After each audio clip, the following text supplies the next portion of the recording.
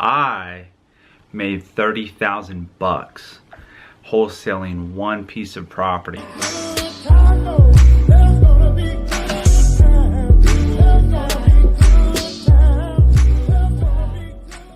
Hey guys, thanks for tuning in. I wanted to put a quick video together for you so I can show you how I made 30,000 bucks wholesaling one piece of property here in Los Angeles County. I'm not even exaggerating. I'm going to show you paperwork. I'm going to talk to you a little bit about how I did it step by step, what you need to consider when doing the same thing.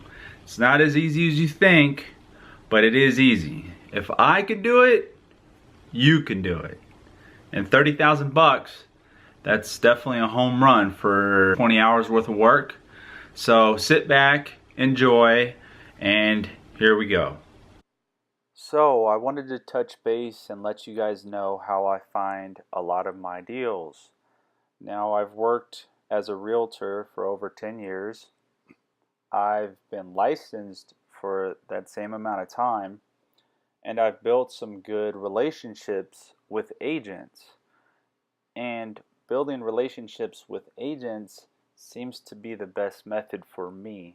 Now, it won't necessarily be the best method for you, but a listing agent or a selling agent or a buyer's agent is typically the first person to hear about an off-market deal. And that's how you guys need to find these deals, is by the source. Now, unless you're prospecting to thousands of homeowners, you are going to lose out on opportunities.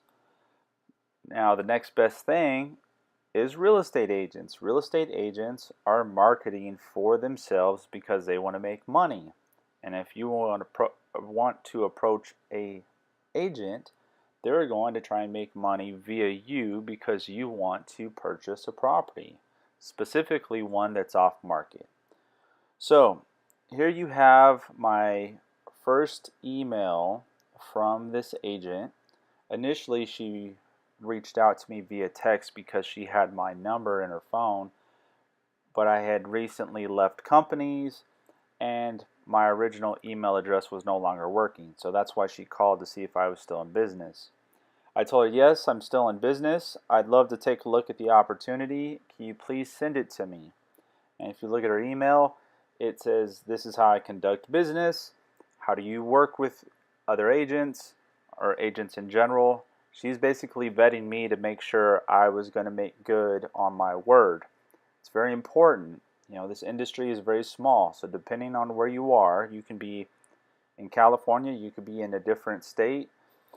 It's all the same. Build good rapport. You want to have a good track record. It's like anything. If you build a negative notion that you don't do good business, that will immediately affect your business and how much people are willing to work with you. So you can see she's like, hey, this is what I do. I have a piece of property. I'd love for you to take a look at it. I was like, sure, send me the details. I have no problem taking a look at it. The only requests I had were that the escrow be close to 30 days. And it made sense in this case because there was a homeowner living in the property. I didn't have a chance to see the homeowner because they were sick and they were in a room with in-home care, so I wasn't able to get inside one of the bedrooms, and that's okay. I know some investors who are like, oh, I'm not going to buy a home if I can't get into one bedroom. Well, a bedroom is typically a 10 by 10 square foot room, which is very small. Probably has a closet, a door, one or two windows. So you're not going to find any surprises in there. I mean, unless it's like super crazy.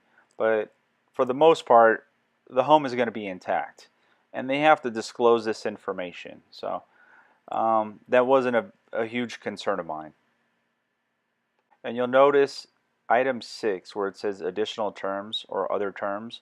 I have a 10-day contingency period from the date of acceptance for the buyer, which is myself, to perform all inspections and due diligence in regards to the condition of the home. I'm not requesting a termite.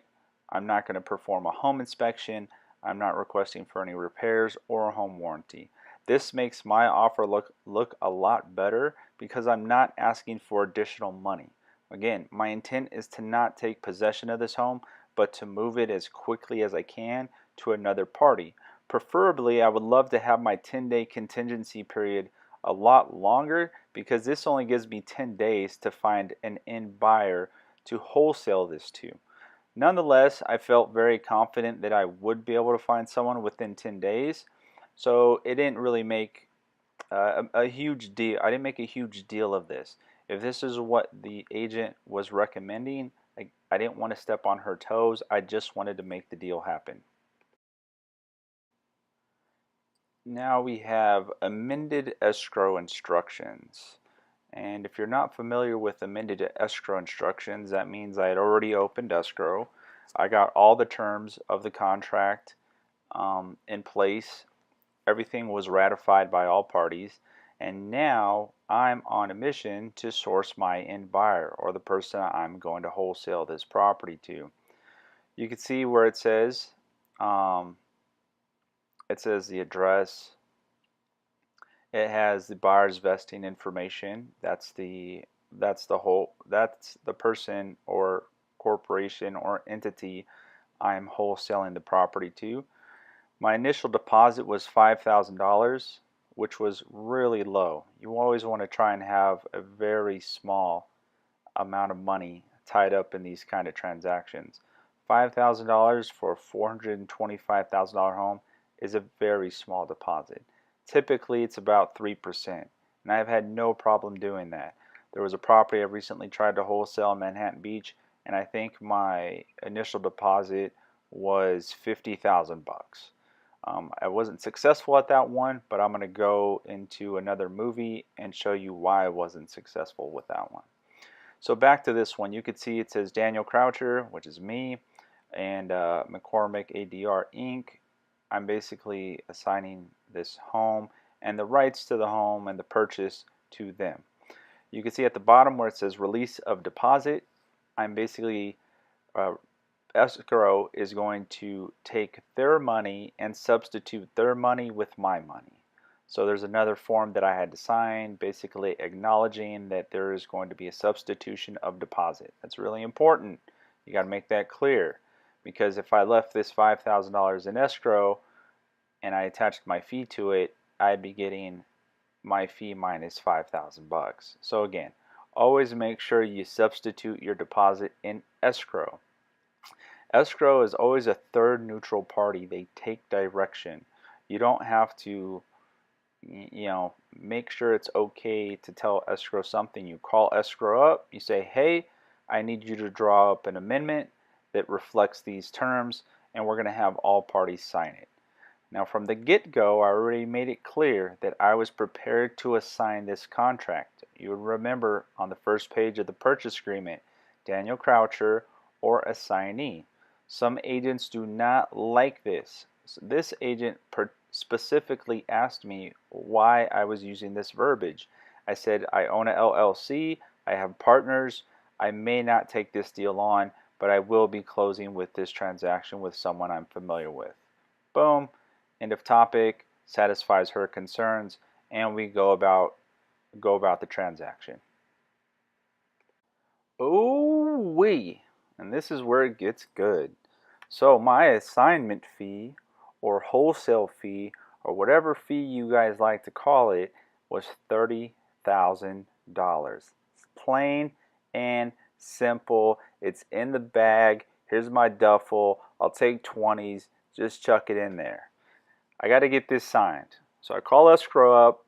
I tell them, hey, please draw up a assignment fee or amend the instructions advising the person who's getting the contract assigned to them, then before I assign it to them, they need to sign this document basically promising to pay $30,000.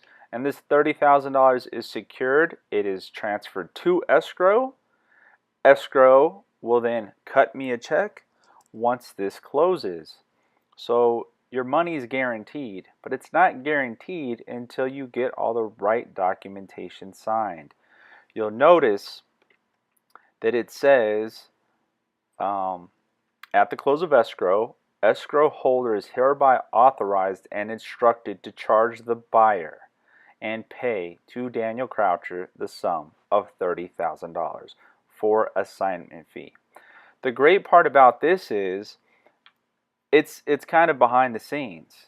There's only two places for signatures on this document between the buyer and the person assigning the contract. The agent will never catch wind of this unless they happen to be good friends or have a relationship with the escrow officer.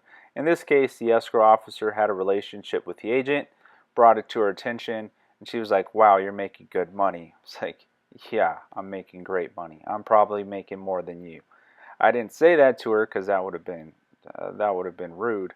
But I'm just thinking, if she was making a 5% commission on a $400,000 home, her check was probably going to be between 20 to 25 grand, and I'm making a $30,000 check. So I think in that moment it sank in that she underpriced the property, which was favorable for me, and her client essentially got what they wanted, which was $425. So all in all, she may have been a little bit bitter about the whole situation, but I think all parties were happy. The seller walked away with what they wanted. I walked away with 30,000 bucks, and the person taking over the project is going to have a rehab property which they can eventually sell. And I think I left 60,000 bucks, maybe $70,000 profit in the deal. So there was a lot of money to be made still, but I wasn't in a position to take on that project at that time. So everyone was happy. This is important. Make sure you get this signed. I signed it. I'm just showing you the copy with the most important signature. And for all you guys out there and girls out there, this is probably one of the best emails you will ever receive.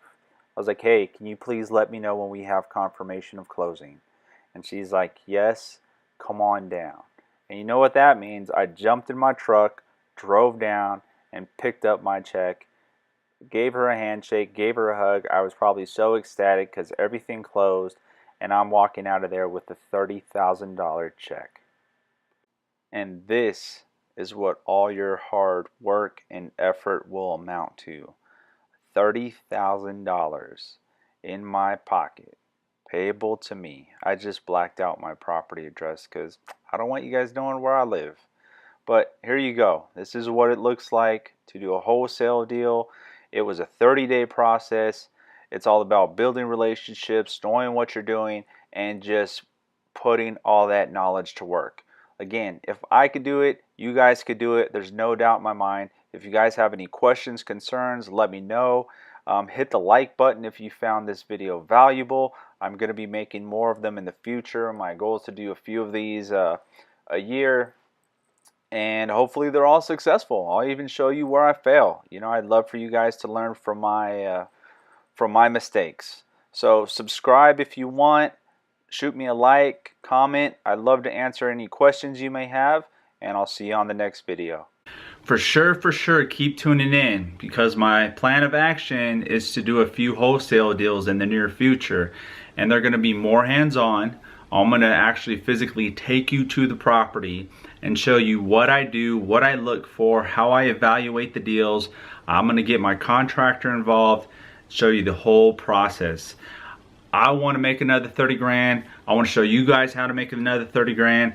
And if we can make a ton of money together, that would be ideal. So stay tuned. If you enjoyed the video, if you felt like you gained something, hit me a like, subscribe, because I'm going to have some great content coming up. But yeah, thanks for tuning in, and I'll see you next time.